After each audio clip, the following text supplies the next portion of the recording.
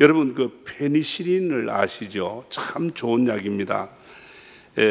가장 먼저 발견된 그런 항생제로서 널리 사용되고 있습니다. 지금까지 1927년 그때에 알렉산더 플레밍이라고 하는 사람이 그 푸른 곰팡이에서 발견하고 추출해낸 것입니다. 그런데 이 페니실린이 세균 감염이나 우리 몸에 염증이 생겼을 때 치료하는 정말 귀하고 특별한 약입니다. 그런데 여러분, 곰팡이 그 자체는요, 그 곰팡이 자체는 우리 몸에 들어가면 해로울 수 있습니다. 그대로 들어가면 뭐 식중독, 곰팡이 썰은 거 먹으면 어떻게 됩니까? 배탈 나든지 그렇지 않겠습니까? 그러나 이 페니실린 약으로 변하게 되면 병들어 죽을 사람도, 골마 터져 죽을 사람도 고칠 수가 있습니다. 제가 왜 이 말씀드리냐? 우리 예수 믿는 사람, 과연 우리 예수 믿는 사람이 어떤 사람이냐? 오늘 일부 예배뿐 아니라 계속해서 일부 예배에 믿음에 대해서, 복음에 대해서 계속 설교 말씀을 듣지 않습니까? 우리가 복음을 믿음으로 의롭게 되고 하나님의 자녀 되는 권세를 이미 얻은 거예요.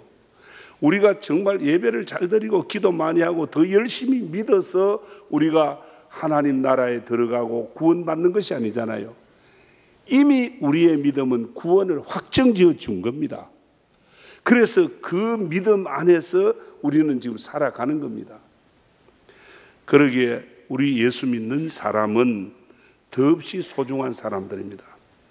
전에는, 예수 믿기 전에는 곰팡이처럼 무가치하고 다른 사람들에게 해를 줄 수도 있었습니다마는, 그러나 예수 믿고 난 이후에 무가치했던 내가 변하여 이제는 죽을 수밖에 없는 그런 영혼들을 살리는 페니실린처럼 귀하게 여김받는 사람들, 바로 이게 우리 그리스도인들입니다. 믿습니까? 그래서 오늘 본문에서는 야곱의 남겨진 자를 말하고 있는데, 오늘 7, 8절 말씀에, 본문 7, 8절 말씀에 남은 자에 대해서 두 가지로 말합니다. 먼저 야곱의 남은 자는 누구를 말하느냐? 여기 남겨진 자는 누구를 말하느냐? 이 남겨진 자에 대해서 알려면은, 오늘 성경이 말한 남겨진 자에 대해서 우리가 바로 알려면 하나님의 진노와 심판을 먼저 생각을 해야 됩니다. 이 하나님의 심판, 죄에 대한 심판, 그 심판으로 이스라엘이 파괴되고 무너졌지만 완전히 다 무너지고 없어진 게 아니라 그 중에 남겨진 자가 있다는 것입니다. 하나님께서 이스라엘 전체를 형벌로 전멸시켜야 되겠지만 하나님의 긍휼과 은혜로 살아남은 자, 그들이 바로 남겨진 자라는 겁니다. 하나님의 은혜를 입은 자를 말합니다. 저와 여러분이 어떤 사람입니까? 오늘 이 악한 시대에 마땅히 하나님의 진노로 하나님의 형벌받을 자들이지만 하나님의 은혜로 예수를 믿게 된 남겨진 자, 믿습니까? 로마서 11장 5절 말씀에 그런즉 이와 같이 지금도 은혜로 택하심을 따라 남은 자가 있느니라. 지금도 남은 자, 바로 오늘 우리 예수 믿는 사람들을 말하는 줄 믿습니다. 예수 믿는 우리가 누굽니까? 앞에서 말씀드렸습니다. 하나님의 은혜로 예수 믿고 죄 사함 받고 하나님의 자녀의 권세를 부여받은 사람들 아닙니까? 그러면 이제 우리가 어떻게 남겨진 자로서의 행세를 해야 되느냐? 남겨진 자가 그냥 남겨진 자로만 있으면 안 되고 이 남겨진 자가 어떻게 살고 어떻게 처세하고 살아야 되느냐, 그 삶의 특성이 있습니다. 그 특성 가운데는 하나는 외적으로 나타나는 특성이 있고 하나는 내적인 부분에서 일어나는 특성이 있습니다. 그래서 우리 남겨진 자가 안에서 이런 삶이 일어나야 돼요. 오늘 예수 믿는 저와 여러분 남겨진 자로서 이런 특성이 일어나야 된다, 그 말입니다. 먼저 뭐라고 말하느냐, 7절 말씀에 야곱의 남은 자는 많은 백성 중에 있으리니 그들은 여호와께로부터 내리는 이슬 같고 풀 위에 내리는 단비 같아서 사람을 기다리지 아니하며 인생을 기다리지 아니할 것이며, 그렇게 말합니다. 자, 먼저 이 남겨진 자의 모습, 그 특성이 어떠냐? 이슬 같고 풀 위에 내리는 단비 같아야 된다 그랬습니다. 오늘 여호와께서 내리는 이슬입니다. 의미가 무엇이냐? 이슬은 어떤 것입니까? 이슬은 그 근동 지방에서 이 밤에 조용히 소리 없이 내리는 겁니다. 특히 이 팔레스타인 지방에서는 가뭄 때에 식물의 시들어짐과 메마름에 촉촉하게 생명을 적셔주는 귀한 에너지가 바로 이슬입니다. 메마르고 건조한 땅을 적셔주며 윤택하게 하는 것이 바로 이슬입니다.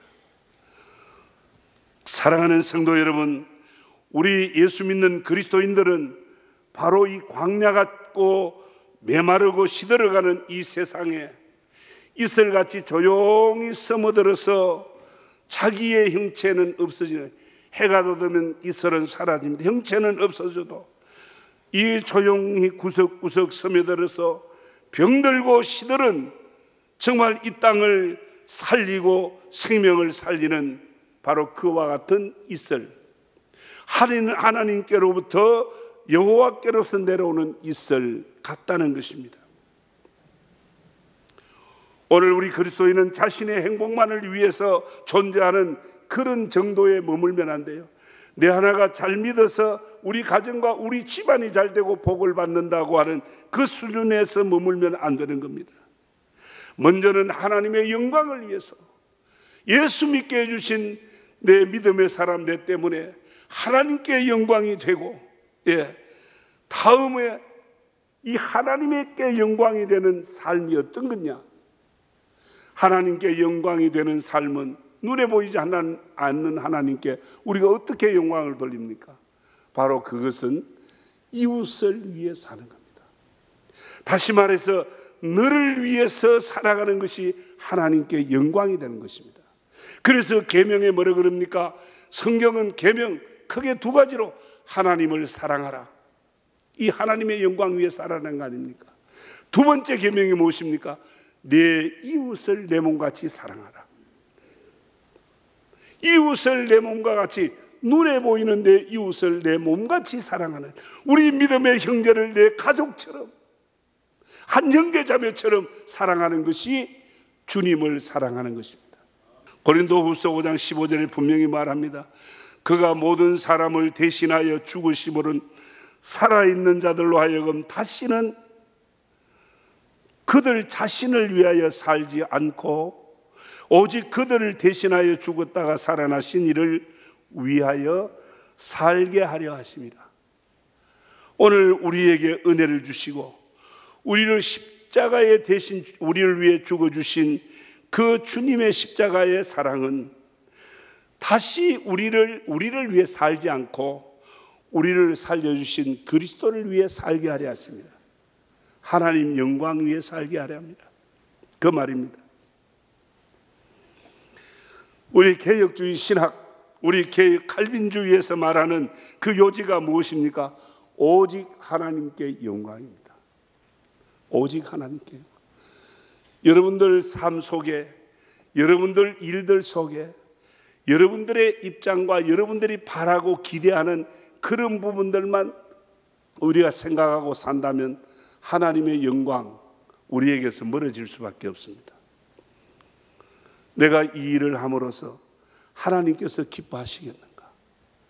내가 이렇게 행동하고 이렇게 말함으로 인해서 하나님께서 영광 받으시고 기뻐하시겠는가? 먼저 그걸 생각할 줄 알아야 합니다. 사랑하는 성도 여러분, 오늘 우리에게는 아름다운 모양이나 어떤 품위는 좀 없어도, 자랑할 만한 건 없어도, 세상적으로 뛰어난 건 없어도 남은 자의 성품이 있어야 합니다. 남겨진 자의 성품, 이슬같이 자신을 희생해서라도 이웃을 살리고 사랑하고 일으키는 영성 말입니다. 이것이 있어야 합니다. 그리스도인을 세상의 소금이라고 했지요. 성도는 세상 가운데서 헌신과 희생과 섬김으로 맛을 내는 특성이 있어야 된다는 거 아닙니까? 지난주에 우리 청년들 30여 명, 우리 집사님 두 분하고 단기 선교를 다녀왔습니다. 내가 보고를 대충 받았습니다만 영상과 함께 다음 주라 같이 우리 선교에 대한 이야기를 하려고 합니다. 오르세이 풍성한 교회가 약 20만 불 이상, 우리 교회가 감당한 그만큼 안 됩니다만 지금까지 들어간 게 20만 불 이상, 이들이 가서 정말 하루도 쉬지 않고, 이 두 분이 다 목수예요. 아주 일류 목수들이에요. 가서 전부 강대상부터 책장부터 책상부터 계속 재료사가 전부 다 짜놓고 그렇게 헌신적으로 우리 청년들 가서 여러 가지 또 공연도 하고 이렇게 단기 선교를 섬기고 왔습니다. 얼마나 귀합니까? 우리 황금교회가 세계 속에서 이렇게 한 부분을 감당하고 있다는 겁니다. 참 우리 황금교회를 통해서 복음이 세계 속으로 뻗어져가는 이 모습, 얼마나 귀하고 귀한지 모릅니다. 우리 성도들이 37년간 기도하고 복음 선교와 전도를 위해서 땀 흘리고 수고한 열매와 같은 것으로 보여졌습니다. 그래서 우리 황금교회는 귀하다는 생각이 듭니다. 하나님의 영광을 위해서, 복음을 우리 이웃과 세계 열방을 위해서 복음 전하는 것, 정말 이슬같이 조용히 스며들어서 세계 곳곳을 향해서 복음 전하는 이 일, 바로 남겨진 자의 귀한 특성이 아닙니까? 오늘 이 남겨진 자의 사명을 쫓아서 내 시간과 물질과 내 모든 재능까지라도 조용히 헌신하고 봉사하고 섬기는 자세로 녹아져서 오늘 우리 이 땅과 세계 열방을 일으키는 그런 아름다운 축복이 우리 교회를 통해서, 남겨진 저와 여러분을 통해서 일어나기를 주님 이름으로 축원합니다. 오늘 이렇게 교회 안에는 이슬과 담비 같은 성품을 지닌 성도들이 많아야 됩니다. 이런 사람들이 많으면 많을수록 교회는 조용한 가운데 부흥이 일어나고 선교 역사도 일어날 줄 믿습니다. 사람 소리 많이 나면은 교회나 사회가 편하지 못해요. 정치하는 사람들, 국회가 말이 많으면요, 여야의 소리가 많으면 그거 편치 못한 거예요. 말 없이 침묵 속에 녹아지는, 조용히 죽어지는 십자가의 삶, 이것이 바로 남겨진 자입니다. 이런 남겨진 자의 삶으로 오늘 이 시대를 일으키는 우리 성도들 되시기를 주의 이름으로 축원합니다. 한 가지를 더 말씀드립니다. 자, 밖으로 이 이슬 같은, 이슬같이 녹아지는, 여호와께로서 오는 이슬 같다고 하는 것은 밖으로 일어나는, 저와 여러분들의 믿음을 통해서 밖에 너에게 일어나고 하나님께 영광이 되는 그런 어떤 특성입니다. 한 가지는 또 뭐냐, 남겨진 자의 특성은 사자 같아야 된다 그랬습니다. 이거는 내적인, 내 안에서 일어나야 될 특성입니다. 외유내강이라는 말이 있죠. 오늘 우리 그리스도인들은 내적 특성, 내부가 강해야 돼요. 내 안이 튼튼해야 된다 얘기입니다. 사람도 그렇잖아요.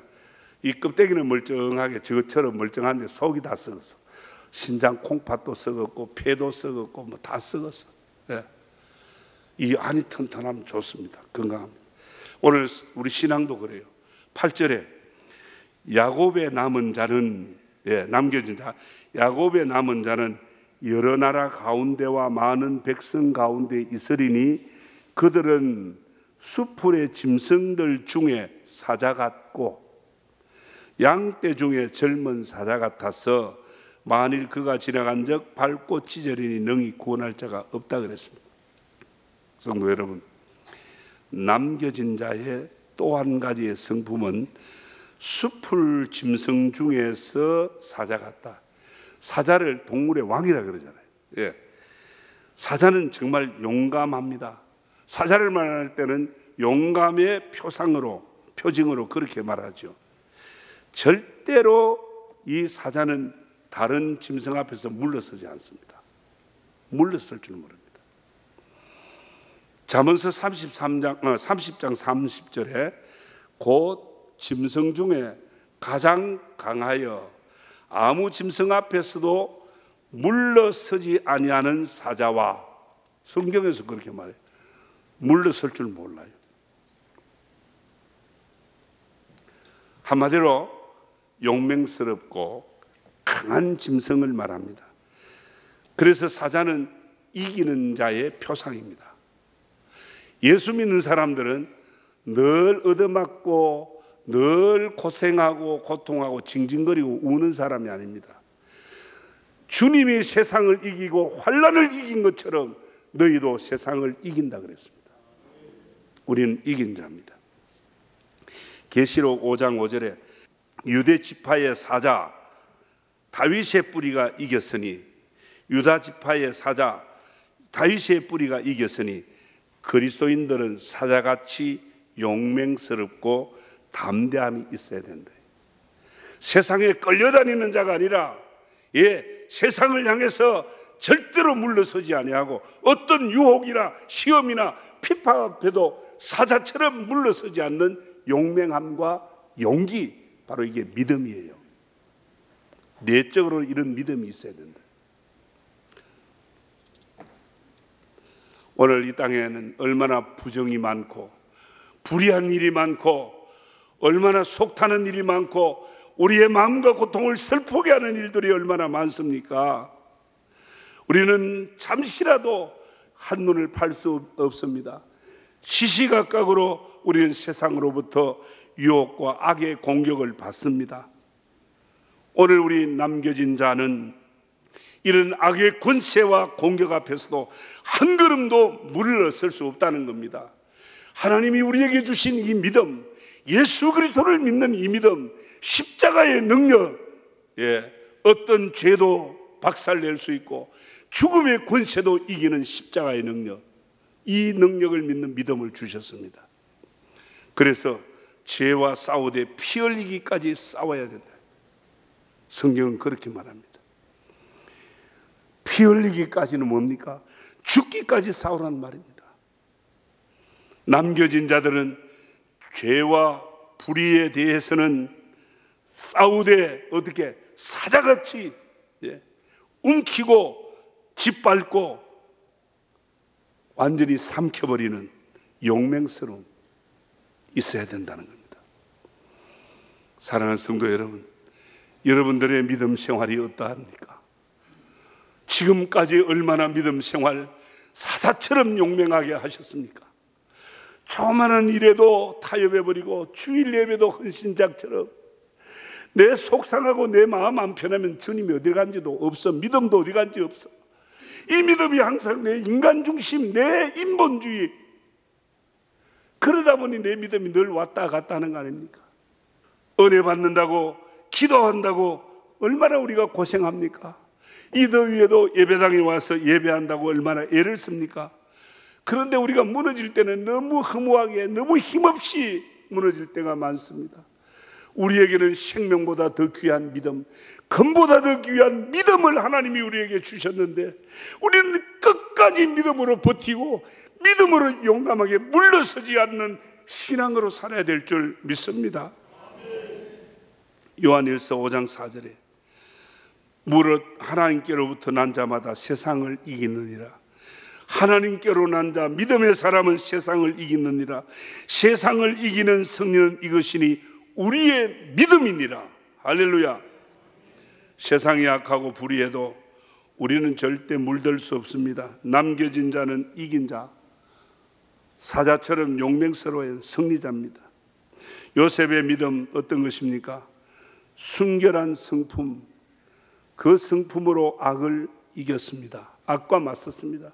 보디발의 아내가 교묘하게 유혹했지만 그는 정말 믿음으로 그 죄와 맞서서 악을 이겼습니다.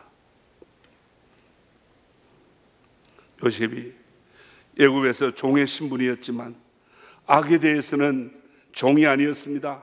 악에 대해서는 사자처럼 찢고 삼키는 용맹스러운 남겨진 자의 모습이 있었습니다. 성경은 말합니다. 베드로전서 5장 8절에 건신하라, 깨어라. 너희 대적 마귀가 우는 사자같이 두루다니며 삼킬 자를 찾나니. 마귀도 사자로 표현하고 있습니다. 삼킬 자를 두루 찾는 마귀. 마귀도 사자처럼.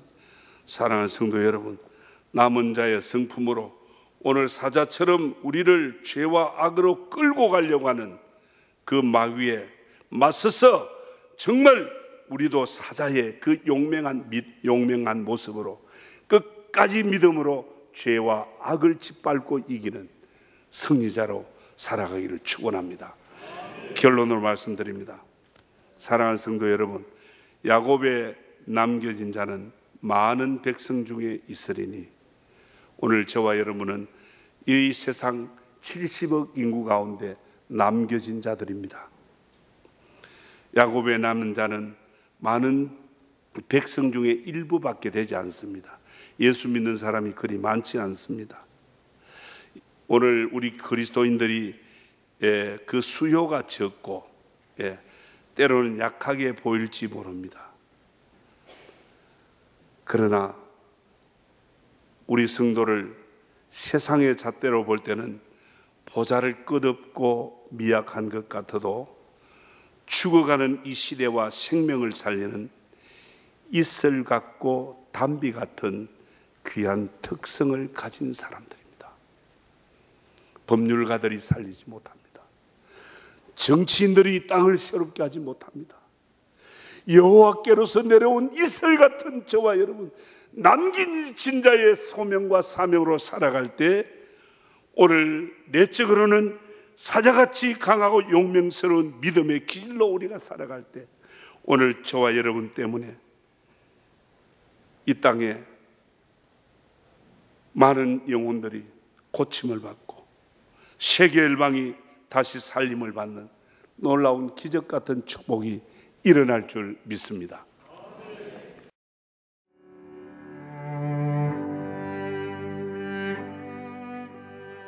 안녕하십니까. 저는 황금교회를 담임하는 박무용 목사입니다. 우리 교회는 하나님의 거룩한 목적인 선교의 사명에 최선을 다하는 교회입니다.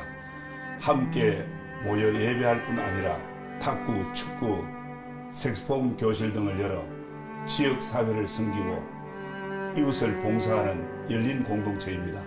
아울러 성도 서로가 함께하며 사랑을 나누고 교제하는 하나님의 가족 공동체입니다. 감사합니다.